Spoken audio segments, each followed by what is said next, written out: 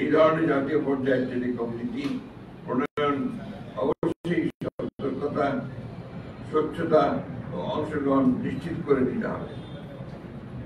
সামনে জাতীয় নির্বাচন থাকায় তাড়াহুড়ো করে সিদ্ধান্ত নেওয়া উচিত হবে না। বিএনপি বিশ্বাস করে সবার জন্য উপকার বয়ে আনে এমন নীতি গ্রহণযোগ্য। ডিজিটাল সংযুক্তির মাধ্যমে সমতাভিত্তিক উন্নয়ন ও ডিজিটাল নিরাপত্তা সার্বভৌমত্ব রক্ষার অঙ্গীকারী আমাদের কাজ করে আমরা কাজ করে যাব। আপনাদের সবাইকে ধন্যবাদ। আল্লাহ হাফেজ। ধন্যবাদ। আপনাদের প্রশ্ন থাকলে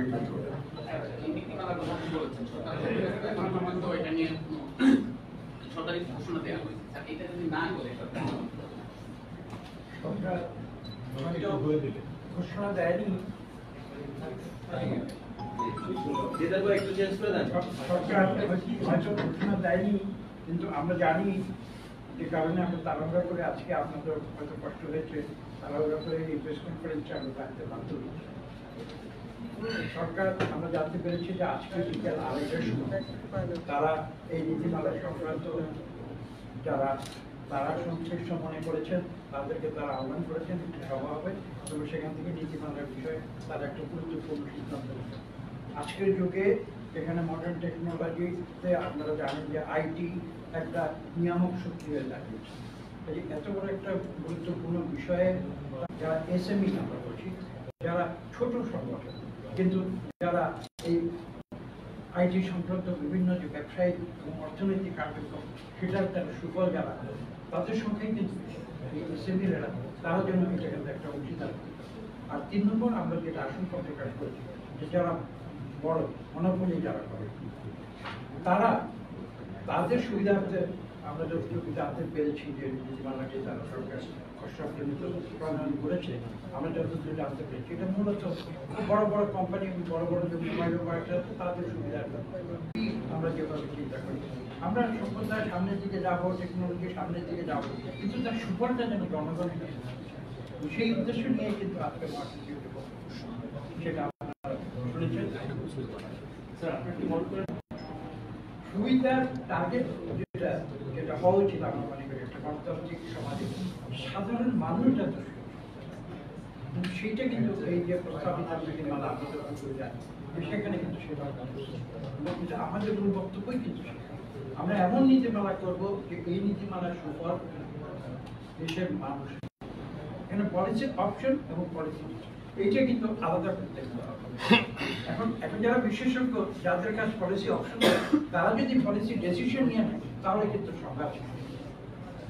স্যার এখানে আপনারা কি বিএনপির পক্ষ থেকে ড্রাফট পলিসির উপরে কোনো রিকমেন্ডেশন দিয়েছেন? আমরা তো আমাদের কিছু মতামত এখানে দিয়েছিলাম।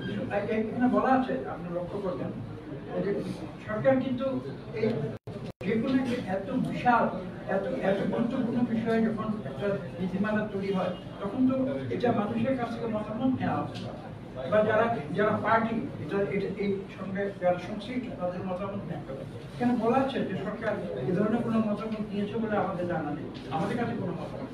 স্যার আমার যে প্রশ্নটা হচ্ছে যে অন্য সময় যে কোনো সময় যদি অন্য সব ধরনের আপনাদের কাছে এসেছে বা উদ্বেগের কথা কোনো মাধ্যমে বলেছে কিনা, এক।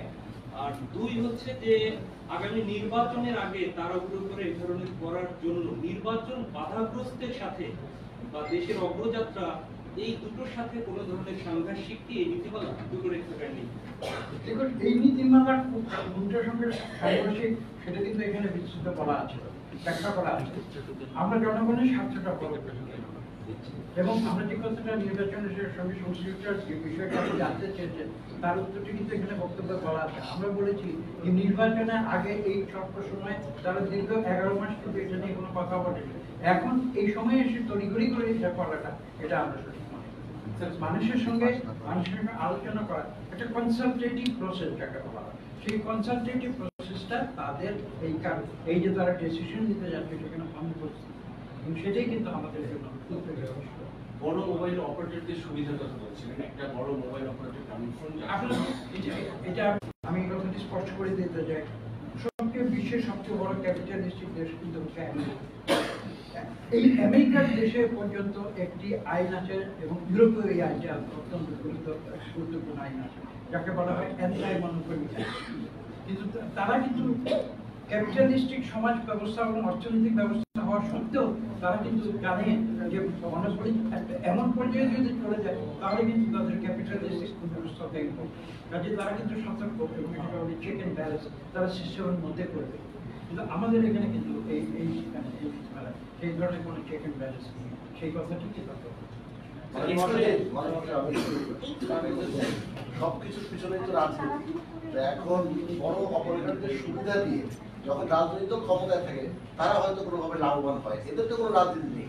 এদের আসলে ভীষণটা কি? আমার মনে হয় যে সবকিছু বিষয়ে আমরা যথেষ্ট সময় নিয়েছি এবং আপনারাও একটু ইনভেস্টিগেশন অভিজ্ঞ সাংবাদিকেরা, অভিজ্ঞতার আলোকেরা আমাদের কাছ থেকে আরো কিছু কিছু জানতে চাচ্ছেন, আমাদের বক্তব্য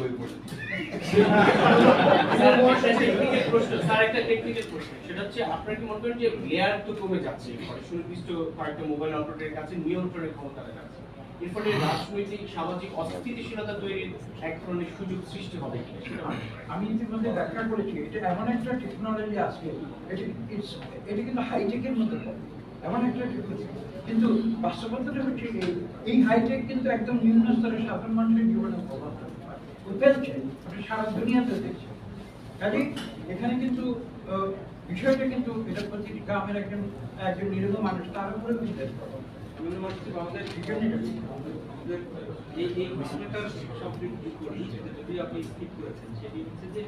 এর মাধ্যমে কি সরকার অন্যান্য দিকটায় ফোকাস বেশি দিচ্ছে, নির্বাচনের যে জায়গাটায় সেটি কমে যাচ্ছে, সেটি কি আবারও কি আমরা যেটা বলেছি আর কোনো কথা বলার এই নীতিমালা অবশ্যই জনমন্ত্র হওয়া উচিত। আপনারাও কিন্তু বলেছেন যে আগামী নির্বাচনকে সামনে রেখে এ ধরনের নীতিমালা দেওয়া উচিত। তো আমরা কোনোভাবে কিন্তু এই নির্বাচনকে আসলে আনতেই হবে।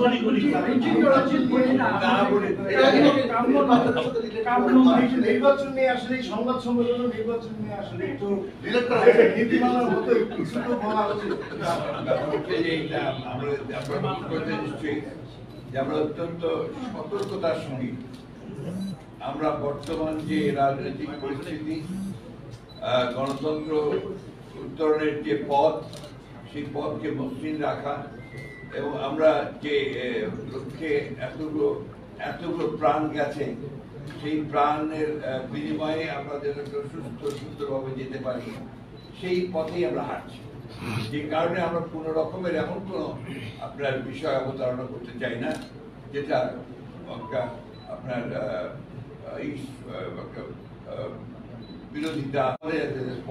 পলিটিক্যাল পার্টি আমরা আমাদের দায়িত্ববোধ থেকে আমরা এই জিনিসটা জনগণের সামনে আপনাদের মাধ্যমে তুলে ধরলাম। Now it is the responsibility of the government, state government, তারা কিভাবে এটাকে নিচ্ছে। ধন্যবাদ।